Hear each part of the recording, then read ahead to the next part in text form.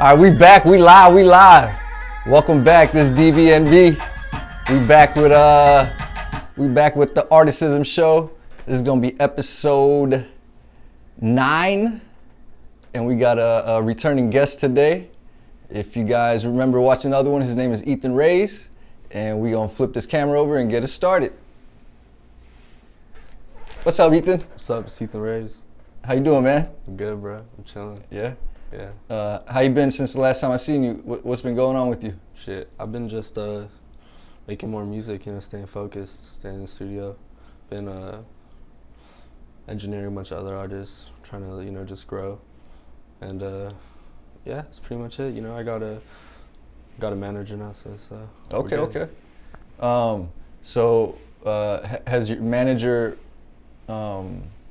got you any gigs or any placements? Yeah. So far? Yeah, so he got me shows. He got me shows in France. Okay. So I'm half French. Yeah, that's right. You told us that. Yeah. So I'm trying to do something out there before necessarily trying to pop in the United States.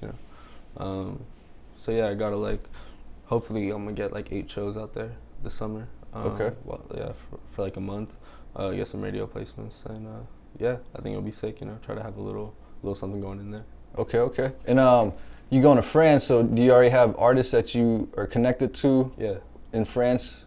Yeah. I used to go to school in France in 7th grade, so I met some friends out there, and they were into hip hop, and they were into Kendrick Lamar shit, and they showed me a bunch of new French rap, mm-hmm. and the good French rap, because there's, in my opinion, it's there's a lot of French rap, but so only a certain percent of it is actually listenable. You know what I'm saying? Yeah. No disrespect to any of those other artists, but point is they grew and they started making music, and they're lit, they're hard. You know what I'm saying? Mm-hmm.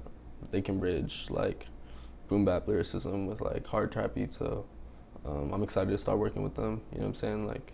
We're gonna definitely have some Paris sessions and set up a studio out there, so it's gonna be fire. Yeah, that's gonna be dope.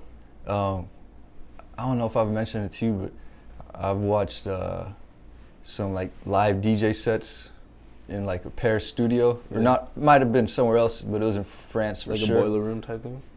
Might have been that actually. All right, for sure. Yeah, so they have a DJ and they have a bunch of artists come in and out and they freestyle on the mic. Oh yeah. I don't know. Those aren't boiler rooms, but I've seen that shit before. They just had ciphers. Yeah, exactly, ciphers, and I couldn't understand what they were saying, but the vibe, I was like, oh man, that's real hip hop. I was like, where is this? I was like, this is French rap. Yeah, no, they people go off there. 'Cause people who really care about it, you know what I'm saying? They definitely go out. They go hard, they go crazy, and the way the French language is, a part of making music is it sounds good. You know what I'm saying? Making it sound good, and the way words sound and stuff. And in French, there's a whole different sonic quality to the words because it's a different language. You know what I'm saying? Yeah, it's cool, and that goes for other languages that make the same type of music. You know what I'm saying? Mm-hmm. It's just they each have their individual qualities that are unique, and they have their own traits. Yeah, something that's starting to blow up now, which has been going on for 10 years, it's been being developed for the last 10 years, is Indian hip hop rap, or hip hop in India. Oh, for sure. They call it gully rap. Gully rap? Yeah, gully means the alley, so everybody for sure, kicking in the alley, doing whatever they do in the alley. You know what I'm saying? So it's the gully rap, you know what I'm saying? Mm-hmm. And I watched the videos, I was like, oh man, they got a whole industry out there now. You know what I'm saying? And you understand every word that's being spit and shit? Yeah, it depends on which language it is, because there's so many different languages out there. That's hard. But yeah, I need to check it out. Yeah, international hip hop is so much more refreshing to the ears, even for people that don't understand that language. Seriously, and even listening to where it came from, for hip hop lovers, mm-hmm. seeing to how it's grown. You know what I'm saying? Literally globally is a beautiful thing itself. Yeah. How, yeah, it's just that's just so cool that humans, just can do that shit. Yeah. So there's French rap, and there's Indian rap. There's Korean rap, right? Yeah, the Asian rappers be going off. There's this one like I forgot what they're called, but they're like 3 people, and they're Chinese. You know what I'm saying? Okay, Chinese rap. Okay. Yeah, one got like braids or dreads and shit. One's like big, like I don't know. They got their aesthetics like on point, and like I think they blew up like a year ago, maybe a year and a half ago. They're doing trap shit, and that shit was funny as fuck. I think Dex did a song with them, but yeah, shout out them. They're hard as hell. That's what's up. Yeah. Yeah. Also, like I mean, the bridge between like Latino music, you know what I'm saying, like and that like reggaeton, I think is what it's called, right? Yeah, like reggaeton, yeah. Like reggaeton, bridge with hip hop, like that shit's been like going up. You know what I'm saying? Mm-hmm. I mean, I don't personally like really enjoy all that, but like that's cool as well. Like you see, like I mean, mostly like labels are pushing that. You know what I'm saying? Yeah. But it's a cool like the concept. Like it's not bad music at all. Like it's fire music. It's just not what I like listen to. You know what I'm saying? But like I think that there's so many. I mean, it's just music in general. You know what I'm saying? At one point, like I hope like genres actually like cease to exist. And it's just like because at the end of the day, you're just making music. Like you know what I'm saying? Like you're expressing yourself. So people shouldn't be like limited to a certain genre or even just labeled, like labels in general, you know what I'm saying? Like we were just listening to that song, and a song called Systems by Julian Marley. Yeah. And it just laid it out very well and just easy for every human to understand. It's just systems created to divide, you know, and like I think that I think we should just like systems divide and limit and create that thought of lack of like cohesiveness, you know what I'm saying, and just being able to just express without like having to put yourself in a box, you know what I'm saying? That's really what it is. Like I feel like it just talks about complete freedom, you know what I'm saying, in the mind. It's really what it is. Yeah, I completely agree with you on what you said. You know, you can't be labeled. If you're making art, you're making art. Seriously, it's yours, you know, it's yeah, and however, one person might look at it as, you know, a nice soothing song. Someone else might feel it as an aggressive song. Mm-hmm. So how can you really label that as a genre anyway? Seriously. I mean, I get it. They label it genres because of the sounds, certain sounds we use for certain genres, right? But these days, it's almost like a mixture of everything, and it just goes off your vibe, you know? Yeah, exactly. When you're creating the song. Yeah, we're definitely having a lot of like fusions of like different like genres. Mm-hmm. And that's, yeah, again, it's like so sick. Like I'm just happy that people aren't forcing themselves into the box all the time, because some people, you know, do, but and it, I guess it's them. But like I think that it's great to be able to feel like free when you express. I mean, like it's like liberating, you know, that without like having like a title like over your head. You know, just existing and being. Yeah, I feel you. Like, I mean, I make, anytime someone asks me what type of beats or instrumentals are you releasing, I was like, hip hop, right? But then I have to give the other part, like, no, I use a lot of samples and Indian sounds, international sounds, so it's like a fusion. Exactly. You know, yeah. Because I gotta let them know that it's hip hop, but there's also more to it. You know. 100%. Yeah. 100%. So you got any music that's been influencing you right now for your creations? Have you been listening to certain types of music to inspire you for your sessions that you're involved in? Yeah, when I listen, I mean, I don't really listen to, I mean, yeah, like, I don't know, the music I listen to is like, doesn't necessarily like apply directly to me making music, you know what I'm saying? Mm-hmm. I don't like, they don't make this like similar music to me, you know?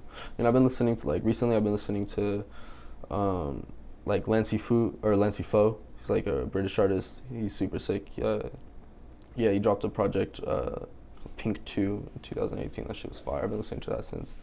And he just hopped on Skepta's new project, and his shit is crazy. Okay. I've been listening to, I've been diving back into some Led Zeppelin. Like, that's dope. Yeah. Like Ramble On was like it's just an amazing song. Like I had that, I just like, I was listening to it yesterday and I just like had that just fucking like reminder, you know, it was like, it just stopped me in my tracks. Like it's an amazing song. It's a beautiful thing, you know. Mm-hmm. That song has power to do that. I've been listening to DMV shit, like DMV music from the DMV. Mm-hmm. Like Zaman, Gunu, they're good. They're hard. Lil Dude is hard. There's a lot of artists out there like Borleon. He's from, I think, yeah, Borleon. But like, I don't want to put them in a category, you know, like a DMV artist again. Like, they're just artists I'm listening to. Yeah. Young Thug, I'm always listening to Young Thug. Okay. Like I'm always listening to Young Thug. Always listening to some like old Travis, Days Before Rodeo. Yeah, so like that's pretty much what my rotation is right now. Gotcha. Yeah. For the DMV artists, how would you describe? Like, do they have a certain sound, or is it very broad? I mean, of course, like they're all different artists, you know, but they use a similar technique when they record. So that gives that's what can connect them, you know. They like the way they punch it, like they punch in, you know what I'm saying, like every bar, or a lot of them do, you know. Okay. So it sounds like that, and they play with it, and you can, you know what I'm saying. That's what's great with it. It's like the way they can play with their punch-ins. Yeah. Like it's sick, and they're also like, I mean, yeah, it's like it's some real shit, you know what I'm saying? Like they're hard, you know. They're a source of actual real shit that's hard. Okay. Like, you know, there's a lot of shit that's like hard, that's fake hard. Yeah. They're real hard. Like, I got you. you know what I'm saying? Yeah. Do you think that punch-in style is unique to DMV, or have you heard it with other artists like that? Or I've heard that shit with many different artists. Okay, you know what okay. I'm saying? Like, oh yeah, no, it's a technique that's used by a lot of different artists. But the way they use it in a like. They use it in a musical way. Almost. I mean, yeah, they just like. You'd have to listen to it, bro, to understand. To be real, like it's really on some that like. Because like Migo's been punching in, but it doesn't sound like the way, you know what I'm saying. Like you can punch in like a lot of people just punch in, like they go in the booth and, you know what I'm saying, just spit off top, you know, and just punch in, like punch me or like spit 3 bars here, punch me, spit 4 or 2, you know what I'm saying? Like, yeah. But like the way they do it, you know what I'm saying, like puts it in front of you that they're punching in, you know, and they play with that, like. Yeah. Yeah, and they're sick. Like the production behind them is like, it's like. I think that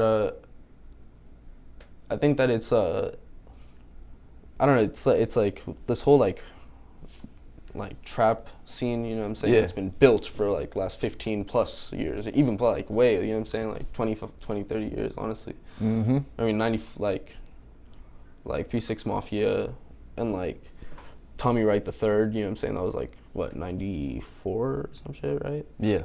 Like that building up to what it is now, I feel like they've like with the technology and all that shit, and you can just like learn so much about music now too through the internet. Like they're very specific with their production, and it's very musically inclined, I think, you know what I'm saying. And I mean, like there's different types of sounds. The production doesn't always sound the same, you know, but like there's a lot of shit that's very tasteful for the person who wouldn't naturally listen to some hard shit, you know what I'm saying? Yeah, I got you. Kind of bridges that gap. And since we are talking about the history of trap, rap, music, however you want to call that, trap music or trap rap,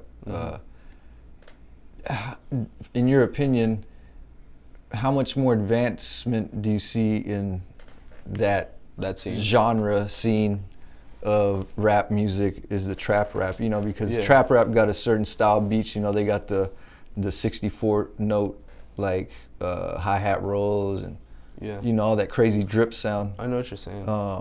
What's your opinion about like how much more far can it advance, or is it like reach its peak in its sound and its popularity? I think about that. Yeah, I think about that sometimes. I mean, there's different ways to look at it, because like, yeah, when like, because these programs are so easily accessible, you know what I'm saying, and you like, these huge producers like just spend, you know what I'm saying, days learning this entire thing, and that creates like, once you have all this knowledge in a computer, you know, like, and at your fingertips, you're doing pretty much everything, you know what I'm saying, or even like people are doing amazing things without necessarily being conscious of what they're doing, you know, like they'll know in their head it's a, you know what I'm saying, like, so I think that like that's, I think that, I don't know, like that's a tough question. It's like a big question. I don't think that I think that certain types, I think that's today, in certain types of music that would be considered in that big world are getting oversaturated with a lot of different artists who are listening to other people trying to recreate. You know what I'm saying? But I still think that, you know, it's music, and that I don't think that there's a cap. You know what I'm saying? There's never gonna be a limit or an end. People are gonna keep on making music, and I think that as time goes on, people, you know, as we're talking about like like genre bridging, it's kind of like, I mean genre, but like genre bridging, it's people are gonna be able to make actual like music. We're gonna get to the point where people are gonna be making their music. You know what I'm saying? And it won't be a genre thing, you know. It's like, I think that the fusion is really going to be, that's just going to happen in the next like 5 to 10 years. It's going to be a big part of music, you know, like how those like concepts in like trap can be applied to fucking, I mean, I don't know. Like there's so much to say, like but like even flamenco, like, you know what I'm saying? Yeah. I mean, I don't know, even if it's not a part of that like type of music, like things are gonna come together. Like, there's this artist in Spain, I forget her name, but she her name's Natalie something, and she does this crazy like soul like rap. She's a vibe, you know what I'm saying? And like she's a perfect example of that. Like she's, I don't think, comparable to anybody, and that's just through the progression of music and its accessibility to the individual. You know what I'm saying? Like, yeah. So, I mean, finally, to answer like your question, like, I think that there's always gonna be creation, and that, yeah, those concepts and like those like ideas are always gonna be applied to the music that like grows, because why wouldn't it? You know, it's like we already have the knowledge. It's up to the individual and it's also in the individual in making music. Like when you're making a song, it's about the vibe. So now it's cool that you can be like, oh, I'm sitting on this vibe, and you can like so easily put it together because of your knowledge. You know? Okay, I got you. All right, man. I'm gonna let you ask me a couple questions. Anything you want. Just don't make it too technical. I feel you. So shoot. When do you think Yandhi is gonna drop? Yandhi, Kanye West's album. When do you think it's gonna drop? Okay. Let me flip the camera over. All right. So you asked me when what was it called? Yandhi? Yandhi. That's what it is now. Shit. All right. What is it? June? Yeah, so it was supposed to drop September 2018, but it didn't. And then it was supposed to drop on Black Friday, and then it didn't. He's gonna drop it probably like right before Independence Day, so before July 4th. You think so? Yeah. Okay. Because this is the first time I heard about the name of that album. Oh, for sure, I feel you. Because you know, I didn't know he's releasing a new one right now. But he usually does it like real quick. Yeah, I know what you're saying. He's like, probably in Utah right now. Yeah, exactly. That's where they did the Nas album. The last Kanye. It was in Wyoming. Oh, he's in Wyoming now. Oh man, Wyoming. Kanye crazy, man. I love his artistic approach to recording sessions. You know what I'm saying? Yeah, seriously, that's a. He went to Hawaii for like, for My Dark Beautiful Twisted Fantasy, right? Yeah. And it just, like, that shows that when you're in a play and like all the artists flew out there when they were recording the album. It's like, the environment is a crucial part of what you're making when you're making it. You know what I'm saying? Like, nah, for real, yeah. The vibes you're getting off of, like, the energy is just around you. You know, because everything around you is energy. Yeah, I feel you. I think he knows that too, and he uses it to his advantage. 100%. And you know, like, someone that understands that is a very advanced musician. Yeah, You I know what I'm think saying? individual point, period. You know what I'm saying? Yeah, individual. I think that Just to know about that type of energy in the world. he's ahead of his time for sure. Yeah. I think he's a little he's very outlandish, but I think he's ahead of his time. Very ahead of his time. People are gonna understand it. It's just it takes the people are gonna he's gonna be in the history books for sure. Like, Yeah. Kanye West. I mean, I can only speak for myself, but I think Kanye West impacted a generation completely. Nah, definitely, bro. Like before him, semi-proper dressing person in hip hop wasn't accepted as an MC. You had to be extra rugged in your appearance. You know what I'm saying? Yeah. And he used to come in to the studio, you know, dressed like he just came out of college or something. You know what I'm saying? revolutionary. Yeah, and then because of that, Social revolution. yeah, so because of that, everyone started creating music, and that's like most of the contributors of music are influenced by that Kanye West wave that came through in the early 2000s, because a bunch of these producers, artists, engineers right now were young kids, and we're just starting to, you know, really get into music and letting it form their thoughts, you know what I'm saying? For sure. Yeah, I think that, yeah, I mean, it's just, again, it's like breaking down barriers, you know, allowing for things to just exist. Instead of like having to become something for it to exist, you know what I'm saying? Like, you can just exist and be, and that's like, that's not the good enough isn't the word, but it's just like, that's exactly what needs to happen. Like, that's what it is. Like, there's nothing else to say. It's just like present as like. No, you're right about that. Yeah. You know what I'm saying? Like, being the present. I feel you on that. So give me another question, bro. Ask me something else if you want to. Are you? I don't know if it's. I don't think it's too technical. Yeah. But like, are you thinking of getting something new for your studio? Are you like, are there any like, because I know like people like engineers like to, you know what I'm saying, like look into their gear, but a lot of them also build studios where it's like their gear is exactly what they need, you know what I'm saying? Yeah, not any plans anytime soon. If I ever get back into recording, I'll definitely get me a Neumann U87 and Avalon 737. Exactly. You know, that's the combination you see in every studio. Seriously. I had it before, but I never needed it. So you sold it? Yeah, I got rid of it. Sure. I mean, you know what I'm saying? Yeah, that's money right there. But you know, the gear I do have, you know, it's almost like you know how someone does like a thesis in college, so it takes them a few years to complete that thesis. So this is like my thesis right here. So out of the 19, 20 years that I've been doing it, you know, I envision like, okay, SSL is the brand that I want when I can get it. I need some apogee, you know what I'm saying? I need my patch bay. I need the G-Bus compressor, because that's what Dre uses on all his mixes. Because, you know, I'm trying to get the industry sound without depending on the industry. And being created in your ideal environment, you know what I'm saying? Yeah, exactly. And, you know, and I think the smartest thing to do these days is have a console, but don't have all the faders, because that takes up a lot of room. So I got a console, but it's just like a rack unit, you know what I'm saying? So, I mean, I got everything I need. I got my UAD2 plugins, Wave plugins. Exactly. I'm a mix and master engineer, so all them other plugins that people, you know, buy and pirate and all that shit, like I don't need all that shit, because that's almost like production tools when they're shaping the sound, when they're actually making the beat or recording the vocals or whatever.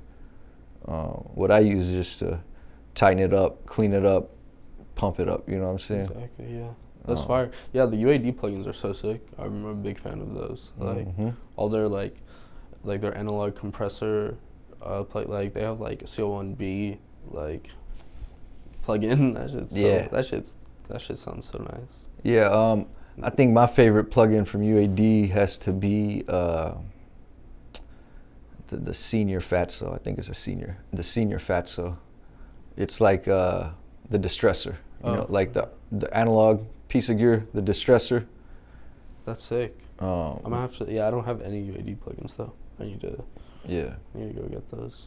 But yeah, before we flip it back around to you, we gotta show them LA. Facts. Oh yeah. So take it in. Okay. Yeah. See, a couple palm tree leaves, blue sky, 88 degrees, a little water. All right. So you said you were gonna do some shows in France, correct? Yeah. When are you planning on going out there? I'm going in July. In July? Yeah, just for July, like the month of July. Okay, so you're going there for a month, 8 shows, so like 2. Hopefully 8 shows. Okay, so you're trying to do max two a week? They're all gonna be jammed in after the 14th of July, last 2 weeks. Okay, so you're trying to get on some type of tour out there? Type shit. Okay. Yeah. Do you know any information like which artists are gonna be on that lineup? I mean, I know two of the artists that are gonna be on that lineup. It's kind of like, it's the artists, like these two artists are like managed by my manager. You know? Okay. So it's like kind of like our like a little like group tour, you know. But one of the artists' name is Lil Euro. Okay. He's an artist from Los Angeles. Yeah. He was born in Paris though. He's hard. You should go check him out. Is he a tall dude? Yeah, you met him. I met him. Like he pretty tall, right? Yeah, exactly. So yeah, I was in a smoke shop yesterday, and we was looking at some crazy homeless person that walked in. We was both like looking at the homie was like, he's like, yo, he said something, and then he walked out, and I looked at the other homie. I was like, yo, do we know him? Like I was like, sure. cause I want to say what's up to him, but he already walked away. Oh, you know. Shit. But you say his name is Lil Euro. Lil Euro. Okay. Yeah, and so he you guys should definitely go check him out. Yeah, he's cool. He makes like trap shit, but like, I mean, I don't want to like put it in a genre. You know what I'm saying? He makes just like really good music. That's what's up. Another artist that's going out there, his name's Maxime. He makes like really cool music. It's like, I don't even know how to describe it necessarily. Like it's just really beautiful music. Like you should he's on Apple Music and Spotify. Okay. Yeah, you guys should go check him out for sure. And then actually another artist that might go on there is Zeke Magazine. We're not sure 100% yet, but like he might go out to Paris and shouts out Zeke Magazine. Man, that sounds. Century. I'm excited for you, bro. That's dope. No, Yeah. thank you. I appreciate it, man. That shit's gonna be lit. I'm gonna be doing DJ sets too, so I'm gonna have a different name. Oh yeah? Yeah. You already got the name? Nah. Okay. I'm gonna figure it out though. But I'm gonna be the show's like gonna be like 1 hour and a half, and it's like I'm gonna be doing DJing for an hour, and then the show like That's pretty. different songs in between, like actually throughout the DJ set. You know what I'm saying? Like, Okay. And then you taking any type of promo material with you when you go out there? Or you're just gonna do face to face and IG social media sharing like that? We're gonna be doing also like merch. Merch? Yeah. So my Zeke Magazine, he makes clothing, bring like t-shirts, hoodies, pants, all that. Okay. Out there, not a lot of pants stuff because I don't know if that's a lot of space and shit. You know what I'm saying? I don't know if it's. Yeah, you gotta think about the weather right now too. What's the weather like out there? Exactly. Honestly, I'm sure it's like getting hot, you know, but like that hot over there is not comparable to LA hot. Like. Okay. Like if you're from LA, you know hot. Point. Like. Period. Like. So hoodies are almost like year round. You can wear a hoodie year round. Over there, I wouldn't say you can wear a hoodie. Like, no, you can wear a hoodie, but it's not like you're gonna be wearing. Honestly, LA is kind of like LA just started getting hot. Yeah. That's the thing too. Like in Paris, like I think Paris started getting hot before LA got hot. You know what I'm saying? Yeah, that's crazy. I think the whole world was getting hot before LA got hot this year. Damn. Cause New York was hot. Seriously. East Coast, down south, that shit.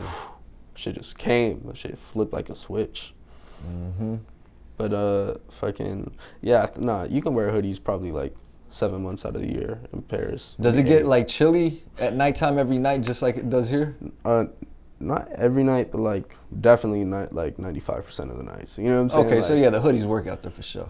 Like that, yeah, exactly. You're right. Yeah, fucking like Paris is a vibe though. Like Paris overcast Paris is like the best. Like that's my ideal vibe for life. Like if I could just be in that and record, oh my god. Yeah, that's some good energy in the overcast. Overcast is amazing energy. Nah, yeah. Man. Seriously. I made some dope tracks like that. Mm-hmm. For real. But yeah, man, it's been about 25, 30 minutes. Just want to thank you once again to come through, give us your time today to do this Articism show again. Yeah. Ethanrays, man, appreciate it. And, Godspeed in France. When you go there, do your thing this summer. Yeah, for sure. Come back inspired and create even more when you get back. 100%. All right? 100%. All right, peace. Peace. All right, guys. Thank you once again for tuning into Articism. This was episode 9. Had Ethanrays as our guest. I'm DVNB. Until next time, AXUMUS out.